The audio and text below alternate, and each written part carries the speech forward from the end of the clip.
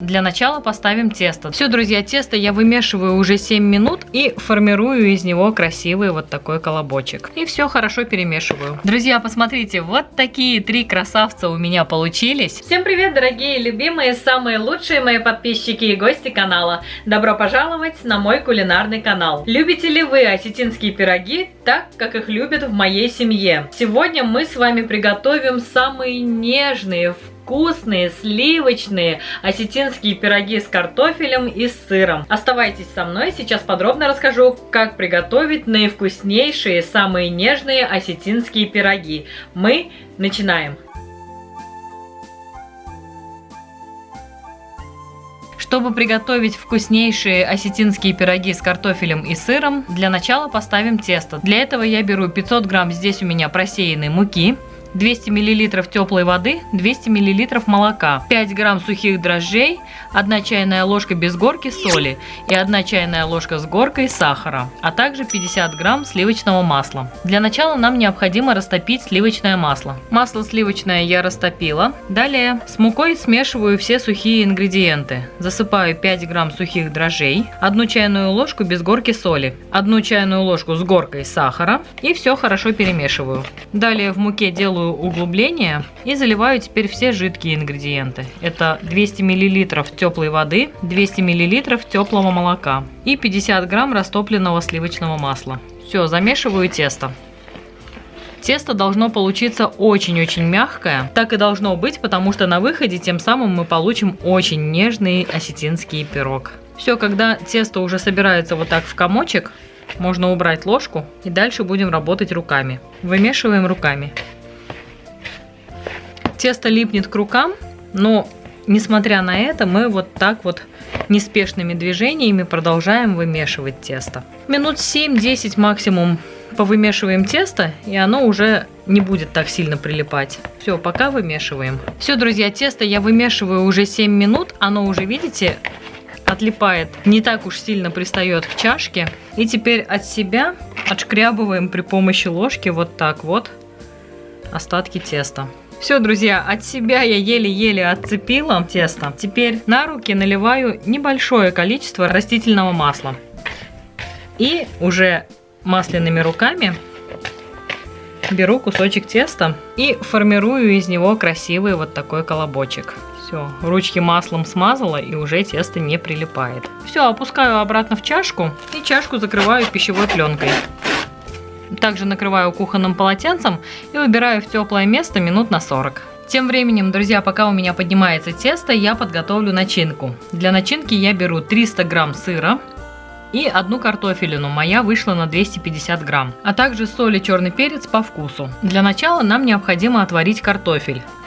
Превратить его в картофельное пюре. Чтобы быстрее картофель отварился, я его нарежу на кусочки, вот так. Беру небольшой сотейник, так как картофеля у меня немного. Отправляю в него 1 чайную ложку соли и отправляю картофель. Все, варю обычное картофельное пюре. Как только вода у меня закипит, сниму пенку, накрою крышкой и на медленном огне буду варить картофель до готовности. А также для начинки я возьму небольшой кусочек сливочного масла, здесь у меня буквально 20 грамм. Чтобы добавить в картофельное пюре. Итак, друзья, картофель у меня уже отварился. Теперь, пока он горячий еще, необходимо его превратить в пюрешку. Вот такой толкушкой работаю. И отправляю сюда 20 грамм сливочного масла. Все вместе хорошо перемешиваю.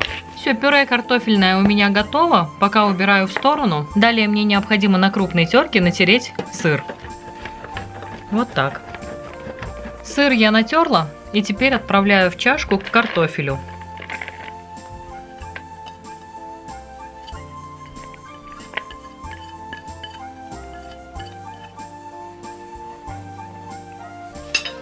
И все хорошо перемешиваю. При желании, это не обязательный ингредиент, но кто хочет, может добавить треть чайной ложки черного перца. Итак, друзья, у меня получилось 561 грамм начинки. Я эту начинку должна разделить на 3 части, примерно по 180-190 грамм. У меня будет 3 пирога, поэтому делю начинку на 3 части. Поставлю обратно эту чашку, в которой замешивала. Обнуляю весы.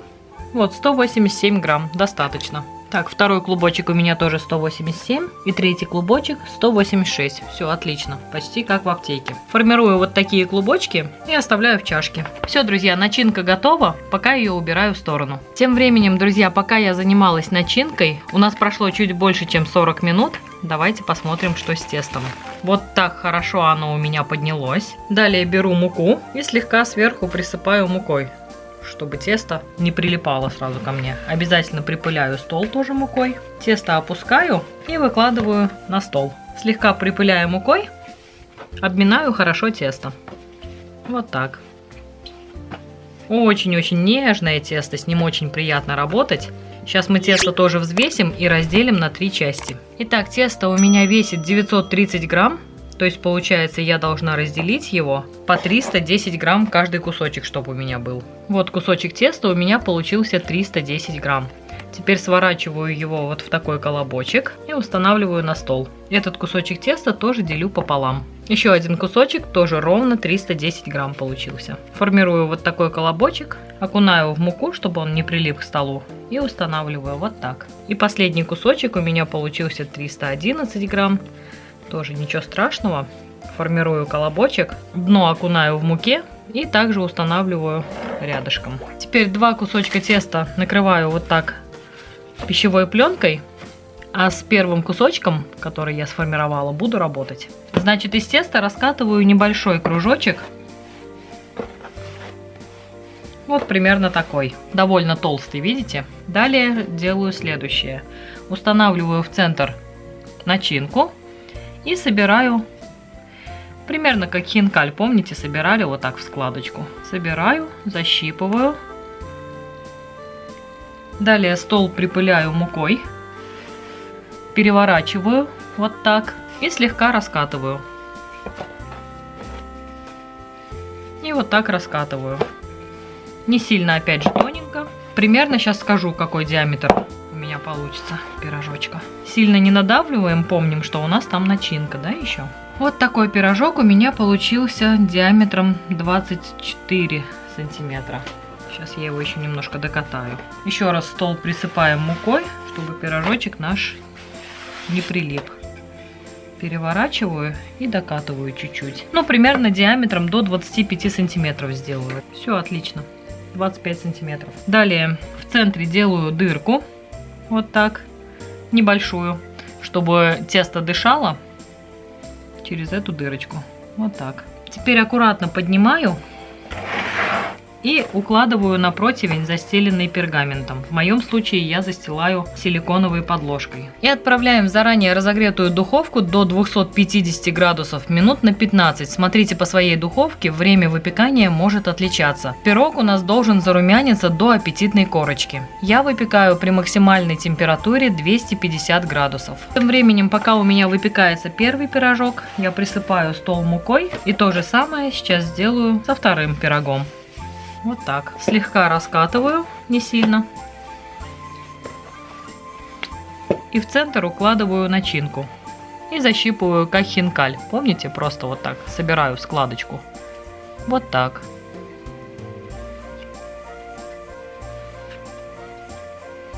Даже и получается у меня как хинкаль, да, форма? Посмотрите. Так, слегка дозащипываю в том месте, где у меня был пальчик. Далее стол припыляю мукой, переворачиваю и раскатываю. Аккуратными движениями, сильно не надавливая, раскатываю до диаметра 25 сантиметров. Вот так. Все отлично, прям как в аптеке, 25 сантиметров. Теперь аккуратно переворачиваю и в центре делаю дырочку, чтобы пирожок дышал. Вот так. И второй пирог я буду укладывать на запасной противень, застеленный пергаментной бумагой. Опять аккуратными движениями. Так, раз. И на пергамент. Если где-то как-то у вас форма деформировалась, всегда можно вот так рукой поправить. Все, друзья, сейчас выпеку пирожочки и покажу, какие они у меня получились. Посмотрите, друзья, вот такой красавчик первый у меня получился. Теперь его необходимо обильно, хорошенько смазать сливочным маслом. В итоге выпекался у меня пирог 12 минут. Смотрите по своей духовке, потому что время приготовления может отличаться. У меня духовка не очень сильно прям печет, потому что у моей тети Людмилы Николаевны этот пирог, наверное, выпекался бы за 5 минут, за 7 минут, не знаю. Смотрите, у всех духовки разные, обязательно не отходите прямо от пирога. Как только он получил вот такую румяную аппетитную корочку, все, пирог готов. Смазали сливочным маслом и пока оставляем. Пока выпекается у меня уже второй пирог. Друзья, посмотрите, вот такие 3 красавца у меня получились. Очень аппетитные. Я их смазала сливочным маслом. Посмотрите, как выглядит это. Теперь их необходимо прям сразу 3 пирога вот так вот порезать на 8 частей. Сейчас я вам покажу, как это выглядит внутри. Посмотрите, друзья, как это выглядит внутри. Очень аппетитно. Мне уже прям не терпится все это попробовать, покушать. Я всех приглашаю на мой мукбанговский канал пробовать эту вкуснятину. Ссылка, как всегда, внизу в описании под этим видео. Ну а это видео, если вам понравилось, ставьте мне, пожалуйста, пальчики вверх, подписывайтесь на канал, пишите комментарии. Мне очень приятно с вами общаться. Это мотивирует снимать для вас еще больше вкусных и интересных рецептов. Огромное всем спасибо за лайки, за комментарии, за пожелания. А также всем спасибо за просмотр. Всем пока-пока, приходите еще. Увидимся завтра.